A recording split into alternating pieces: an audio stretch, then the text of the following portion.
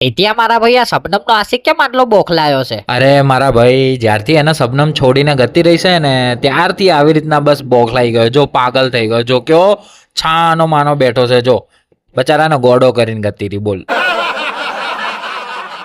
પછી ભાઈ બંધ રાત પડી ગઈ હતી ને રાત પડતા થઈ ગયો તો આરતીનો સમય. સૌ કોઈએ આરતીનો લાભ લઈ લીધો હતો અને પછી ત્યાંથી નાસ્તા નાસ્તા ડીજે ઉપર આપણે ધજા લઈ અને નાના જોગણીમાના મંદિર તરફ આવી ગયા હતા. ત્યાં શબનમ નો આશિક તો જો કેવો નાચે હે મારો બેટો.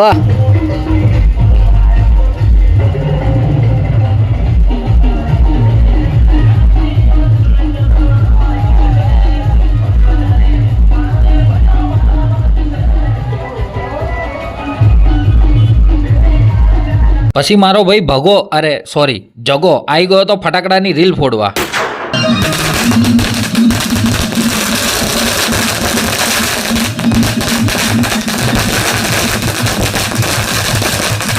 તો આ વિડીયોમાં હાલ આટલું જ. હેડો મળું આવતા વ્લોગમાં. ત્યાર સુધી મને ફોલો કરી નાખો.